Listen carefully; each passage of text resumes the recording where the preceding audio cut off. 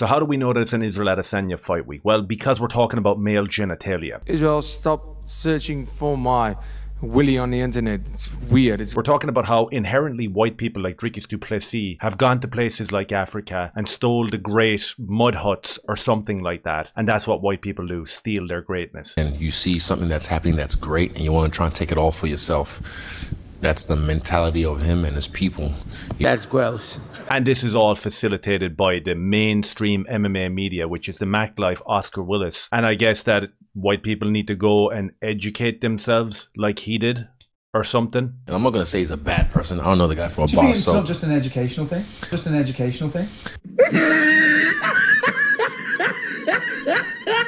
You saw the video I did the other day, and given the fact that it's fight week, we might as well go at it again. I watched this interview. I'm going to pull out a few little bits out of it just to, again, reiterate the delusion, the narcissism, and the absolute and utter shillery from the MMA media. Let's have a look at this first clip, because I think Oscar Willis actually hits the nail on the head inadvertently here. I mean, you could have turned off the interview right after this point was made, but he continued to glaze and bootleg for another 30 minutes or so.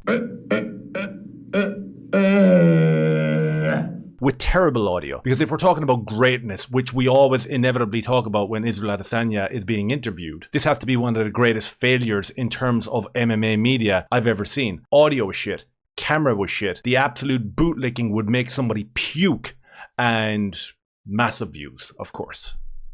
Every fight you come into, you almost find a way to raise the stakes for yourself. Yes. You know, it's not even like there's outside pressure, of course, but it's like you put yourself in a situation where you make it clear how much this matters to you, and therefore the pressure is back on you. And yet, of course, in the past, that's where we've seen you succeed. Yes, sir. Do you feel leading into this one, you've essentially stacked the deck against yourself to where you get to thrive under those lights and that pressure once again? Definitely. I've put so much pressure on myself. That's it.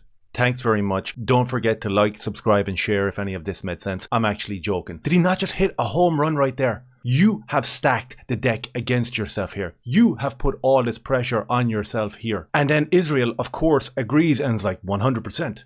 This is what I've been saying. This is what other content creators have been saying for the last 6, 8, 12 months about Israel Adesanya, and we're called trolls and basement dwellers and all this type of stuff. So Chael Sonnen and Daniel Cormier had this little back and forth where they talked about hidden secret on the build up to this fight, which is the racial side of it. Chael's kind of half right, and fair play to him for pointing it out. You can see that Daniel Cormier is seething because he wants to jump on board the bandwagon of all white people are evil because they came over and stole the great mud huts from Africa or something like that. That's what they want to say, but they can't. They have to toe the line. And in terms of the media and how they gaslight, Chael kind of touched in on it that like there's a story there that most people don't want to talk about. Oscar Willis isn't frightened to talk about it at all. He is slurping and licking up the idea that white people are inherently evil colonizers who are uneducated, and you have to move from the UK to America to get educated on that. That's called indoctrination, pal. That's called joining a cult. What you really should be doing is coming away from Twitter, coming away from social media. Stop buying into the gaslighting of CNN and Hollywood and all this type of absolute chillery. And he obviously hasn't been able to do that because it comes through in his personality. Very soy, very feminine. And I guess that's why he gets on with Israel Adesanya so well here. It's very like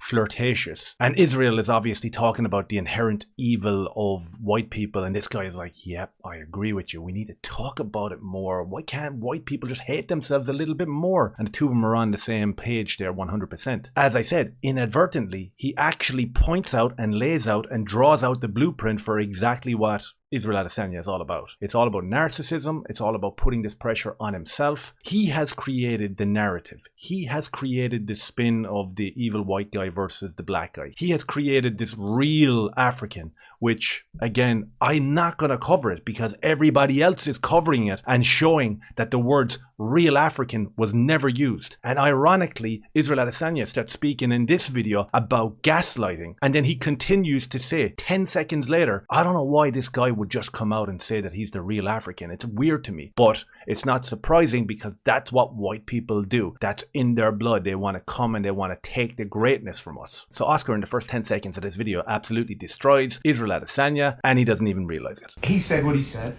You've addressed how you feel about that. I think actually a lot of black Africans in the UFC have also addressed how they feel about it. Yeah. Are you sort of surprised Not even Africans, they're Americans, some of them as well. They're just like, they get it, yeah. Heritage, yeah. But are you surprised that Of course they get it. They're African Americans. We've had this argument in the last couple of weeks, especially over here in Europe, where you have the English football team or you have the Irish Olympic team, and they're filled with immigrants and they're filled with Africans. And these guys, because they're not too well able to speak and form sentences, they didn't really come out in the public and in the media and slam home the fact that we're not actually Irish or English. We actually identify as Jamaicans or Nigerians or all that sort of stuff. So we haven't seen too much of that, but we have seen it in the past, especially from UFC, especially from Israel Adesanya, Kamaru Usman, Leon Edwards. All these guys carry foreign flags after they were given refuge in Western countries. It is not uncommon and we're not triggered by it. We understand it. If Dricus Du Plessis was carrying a Dutch flag, there'd be absolutely no problem with that. But you can't have it both ways. You can't have every single black person in America referring and identifying to themselves as African American. And this is usually when they're being arrested or being incarcerated. They're African Americans. And then when they win something at sports ball or a race at the Olympics, they're all of a sudden Americans or English or Irish. It doesn't make sense to me. So there's an element to what Israel Adesanya is saying to be absolutely true. Injecting the evilness in there, that's again subjective from his point of view, and that does come in the form of a lot of indoctrination throughout many years. The job has been done brilliantly and it has created generations and continents full of victim consciousness. he sort of kept it, stuck by it, and just refused to let back down? Said, no, I said it and I meant it like this, and you guys can't make it mean Well, something else? you can say it like that in the beginning, but that's not what he said, and I've said it again. No African I've ever heard use the word real African. Yeah. Like, that's a weird thing. Like, oh, I'm a real African. It's like, who would ever say that if you're really an African? That's a weird way to, put yourself out there. But look, he said what he said. He wants to hold on to it. He can hold on to it as long as he wants. But those who want to be willfully ignorant, they can be. But if you know, you know. Oh, we know. We know exactly what you mean. Double standards to help bolster the victim consciousness that you all hold deeply inside you. Here in Ireland, we have black Africans who competed in the Olympics, and we're being told by our normie indoctrinated friends who are white that these black people are more Irish than us because they have a passport and they were born here. But they don't identify as that. And it's okay for them.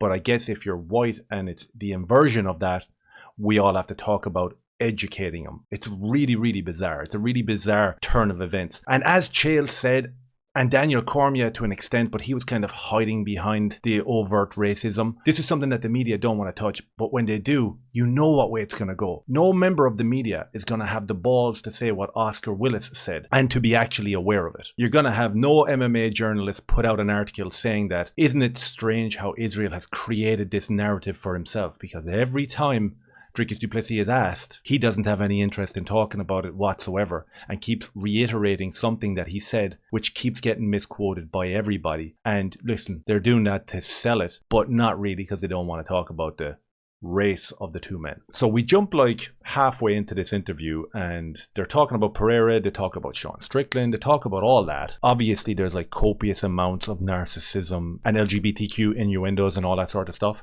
So we get past all that, and Oscar Willis, being the astute journalist that he is, brings it all the way back to Dricus Du Plessis and white people being inherently evil and needing to be re-educated. So we're all loving this content and we're struggling to hear it because the mics are all turned off. Awesome, let's continue. Why do you think DDP, when all this started, he didn't say, there are 3 African champions, can't wait to be number 4? Why do you think he chose to take it this way? Do you think he was targeting a bit of an altercation rivalry with you? He didn't need to. He didn't. Why do you think he chose that avenue? I think it just shows his character, shows who he is, shows the cloth he's cut from. Again, you see something that's happening that's great and you want to try and take it all for yourself. That's the mentality of him and his people, you know. In terms of being self-aware or ironic, or if this is like a mockumentary or something, you see something great that has been created and you want to take it all for yourself. We're in the middle of one of the biggest invasions in the history of Western society, where every shithole across Africa is being emptied into the beautiful cities that Europeans built, and they want to come in here and they've got no problem jumping on social media saying, listen, we're going to take your wives, we're going to take your jobs, and you're too ticked to do anything about it. They've got no problem saying that. And we have to watch our sport and our content surrounding that sport, and we have to be told the inversion of that. And if you don't like it, you're a troll. Again, yesterday at the fucking Welcome to Country, I'm there trying to tap into the energy of the people and listen to the original people of the land and paying respects. Because they're trying to meme mug me. I remember looking at them like, what are you doing? Like, pay attention. Just feel this is not the time and place. What are you going to try and meme mug me and fight me here? Yeah. Fucking idiot. He's actually referring to that kind of welcoming ceremony with the Australian Indigenous people where Dricus committed the most heinous act of looking in the direction of Israel when he was doing the welcoming dance or whatever. So this guy is triggered. Dricus is inside his head, absolutely boring into it and destroying him. So Israel is sitting here like regurgitating some sort of food in his mouth, and like Oscar Willis is sitting there like lamping him, going, oh my god, I'd love to be all over that blackness. And it's just an extremely weird interview, to be honest. Look, he doesn't pay respect to the original people of his land. I don't think so. But where he's from. So why would he do that overseas over here? I think it's just character. And I'm not going to say he's a bad person. I don't know the guy from a Do you think bar. it's So not just an educational thing?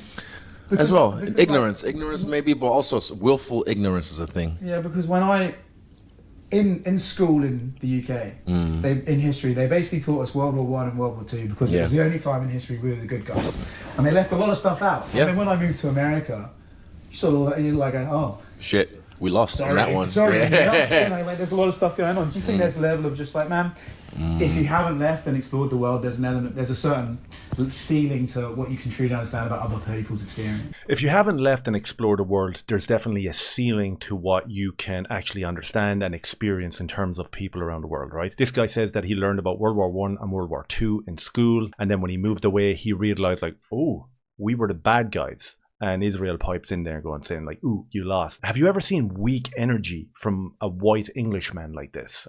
I don't know. It's disgusting to actually behold and look at. Britain was one of the smallest nations in the world who built up their society and their cities and their towns into these beautiful places to live. Then they spread that out all over the world, being a tiny little country. And this guy, under a subverted history, believes that that is a negative on his people. And ooh, I learned everything when I got over here and started watching CNN.